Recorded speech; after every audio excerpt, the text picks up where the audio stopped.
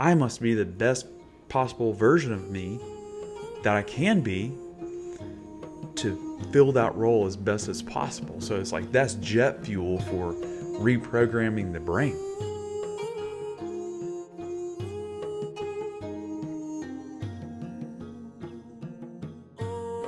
Hey, welcome back to Uncivilized Rebirth.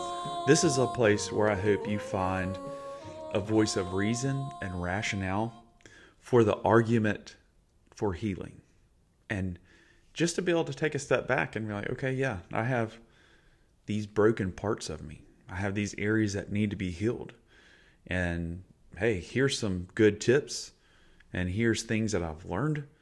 And I hope that in me sharing that there's at least one person out there that sees this and is able to munch and crunch this information and use it in their own life. So for me, last video I talked about passing a test of like staying who I've chosen to be and worked on myself. And it was a big test and it was difficult, but I passed it.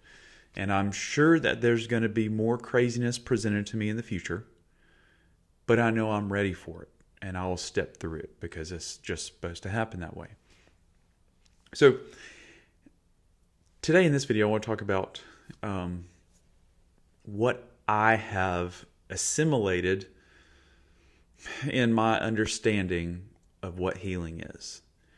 And so basically it's like a human that's raised that goes through a lot of horrible things. Their brain is poorly programmed. And it covers up their spirit. So then when their spirit tries to present in the world, it's filtered through the brain in a just very jumbled up manner. And the identity's messed up. The value is messed up. The memory storage system in the brain is messed up. The way to access the creative center of the brain is messed up. And it's almost by design that humans are raised to be totally jacked up. Now, that's not to say that's done everywhere, but I will say the way I was raised seems specifically designed to mess me up from Jump Street for as long as possible. So my first 18 years was abuse. Like my mother did whatever she wanted to me, treated me however she wanted, and then would tell everybody else around like how bad of a boy I was. Even into adulthood, she would just do these little manipulative things. So it's basically, I was born into people that did not like me. My father was not loving at all. And so for 18 years, I was treated like trash and neglected. And so I had this value of, I felt worthless. I thought I was really, really a worthless person. And I just thought I was so pathetic. And I knew it at my core. Like I didn't just think that. I knew it because these people were put there by God and they let me know how terrible I was and how pathetic I was from when I was a little bitty child, little bitty. And when I was little bitty, like terrible things were happening to me. And as I grew up, like terrible things were happening to me. So I was this broken kid. And you'll see where I'm going with this. Like I'm explaining like how broken I was and messed up, and then I'm going to get into like kind of like what I finally understood healing to be. So my escape from these people was going into the military. So I joined the military because in my mind when I was 16 I was like, if I join the military they will give me a place to sleep and they'll give me food and I will get away from these people, because I had no idea what the world was like. I was shut off from the world for like 18 years, like a prisoner. And I was feral. Like I was let out like summertime and fall and stuff. Like I was in the woods all day building forts and stuff and like just feral. But, and I didn't know anything about society or how the world worked. So once I got into the world, I was taken advantage of just every which way, shape, and form because my parents took advantage of me. So I didn't know how to like see like what was coming or how to protect myself because I had no value. I had no privacy. I had nothing. And so I joined the military as this broken kid. I had no idea of what childhood abuse was, what being SA'd was. I had no abuse, like no concept of any of that. And so I get in the military and I'm broken, and I start doing tours, and I did not know that that brought along its own set of injuries and wounds internally. And by the grace of the Creator, like, I didn't get a scratch on me on all my tours, like nothing, like not a scratch externally, but my heart took damage, like my brain took damage also. So I get done with all that because I get a disease, and I'm medically retired, and I'm in a wheelchair. So you get this kid that was broken from being raised for 18 years by people that didn't want him. And let me caveat this by saying those people were raised terribly also. So at some point in time, they were a little child that was just this fun little bundle of joy, and they were broken, and their brain was poorly programmed. So they still have the capacity to heal as well. And I wish that for them, but like, I have nothing to do with them. So there's this kid, goes in the military, gets wartime trauma, but then my exiting the military was trauma. I was in a wheelchair when I was discharged. Like, I was in the hospital. I was just broken. It was a disease called transverse myelitis, and I was just destroyed physically. Like, I had these lesions in my spinal cord, I had lesions in my brain, and like, I was just all jacked up. Had to learn to walk again. That was a painful process. Get through that. So being discharged was just, there was no ceremony, there was no handshake. It was just like, send you this in the mail, you're effed. So like, but I will say, this one dude just squared me away the entire time. Like, the entire time, like, he kept me away from paperwork. Like, he ran around doing stuff for me. And this dude, man, he squared me away on the back end. Like, he was taking care of business for me. And I have to say, I appreciate that. So I get through that, learn to walk again, and then I'm diagnosed with multiple sclerosis. Oh my gracious. That comes with its own set of like pain and sufferings. Imagine a demon in your like nervous system, like just messing around playing with it. And that's kind of what it felt like for a long time. So learn to walk again, going pretty good. Then I'm like diagnosed with that. And like, there was one point in time I had vertigo for like 2 or 3 weeks solid. It was misery. I was in a prison. My body was a prison. Like, if any movement was just like horrible. So MS starts leveling out, as in like, I'm on a good medication. I started eating right. I started doing a deep dive on health and like taking care of my body. And that starts to plateau, and I start doing really well. And the wife decides to leave with the kids. I'm a stay-at-home dad. So she's like, boom, leaves. Man, another trauma. So it's like, my life was trauma. Get a little bit better, trauma. It's like, am I not doing a deep enough dive on healing? So I'd do more of a dive on healing. You know, it's like I was doing that for like the last 10 years. I spent tons of time on a couch talking about my parents, you know. But the thing about that is, like, I can talk until I'm blue in my face, but there's no justice. You know, there's no righting those wrongs. It just kind of makes me feel better talking about it. And same with the war stuff. You know, I kind of felt better, but then I got to the point where it's like, I only want to talk to other dudes that were in combat. If somebody's not been in combat, I'm not going to talk to you about it. Why? Because you don't understand. You just have a list of questions or books you read about veterans. I was like, so I shall not be talking to anybody about it. So I just kind of eventually just closed down about that. And people don't, genuinely, like, people don't give a shit. And I've discovered, like, a man where I'm at in the world, my location, I guess, like, people don't give a shit what a man goes through. Like, they will see him burn and suffer. Even friends will, they're just like, oh, okay, you know, you're a man, suck it up. It's like, okay, cool.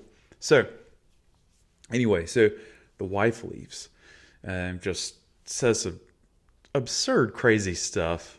You know, a judge sees this, oh, take the kids away. It's like, I'm not going to run away with the kids, dumbass. Like, I'm a dad. We have a home.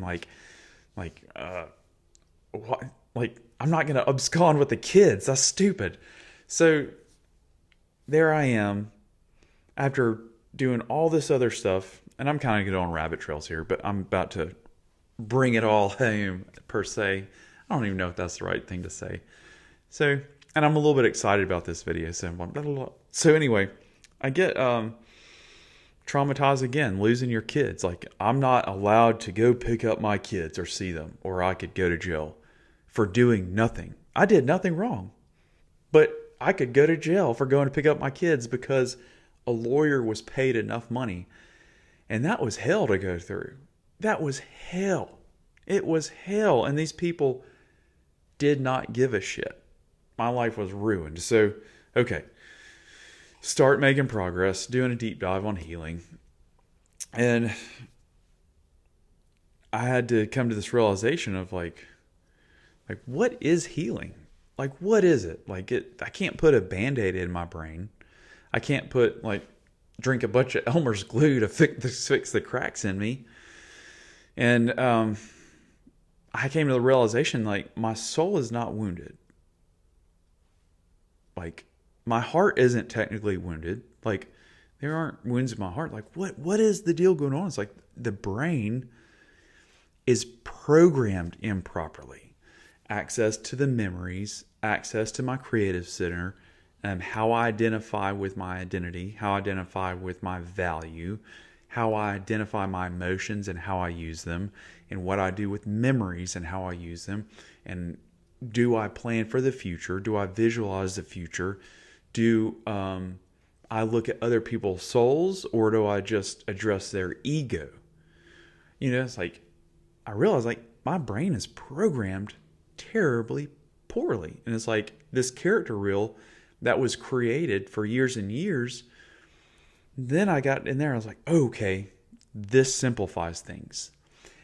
These are neural pathways and things that are triggered and activated by external stimuli. How do I change what these triggers are? How do I change how I respond to the stimuli? How do I change from being an automaton that just robotically responds to I am viewing inside my brain of, okay, this is what I'm going to do. If they say this, I'm not going to respond historically because I am in control of how I use my body. When this memory comes up, this is how I'm going to feel about it, and this is how I'm going to view it. And then I had to realize, like, okay, if I'm going to start reprogramming these neural pathways, I need to feed it what it needs to morph and grow into what I want it to be. And so that means the proper nutrition, the proper vitamins, the proper supplements, and all of that. And it also means overriding like these difficult situations where it's like, I want to do this and you want to do this. And it's like, no, I need to force myself to do this. And I created a process on my own of how to do that. And it was the hardest work of my life. The hardest work of my life. I was alone. I wasn't talking to anybody about it. And it was all on me. But it was the most rewarding. Because in my heart, it's like, I need to be the best human I can be for the 3 humans that I am responsible to be a guide in their life. I don't own them. Like that. They are here to be on their own path, but it is my responsibility to teach them as much as I can of what I've learned to help them navigate the world, but then also help them find out what they are good at and just help them flourish and just help them to be able to circumvent all the pain and suffering I went through. And basically, like, here's all the lessons I learned, and I'm going to set an example of healing. And I want to show you a path. But guess what? You have your own path. I'm not going to force you. Like, imagine any outcome of what I want you to be, because the Creator has a plan for you. And you have your own path. But I'm not going to try to control that path, but I'm here to help you. And so it's like,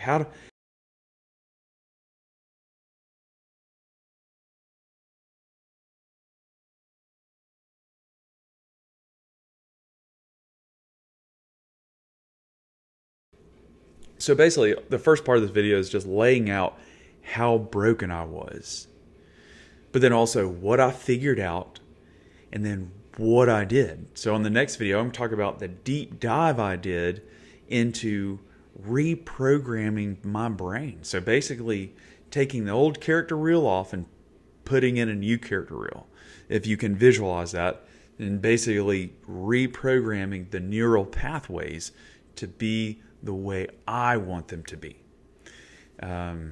Anyway, I hope this is informative, and I hope it's kind of maybe perked your interest or your curiosity of like, wait a second, how did he do that? You know, how did he start reprogramming his brain? Well, I remember how I did it, and I can share it, and I want to. And so in the next video, I'm going to go a little more in depth in the beginning phases of how I started reprogramming my brain.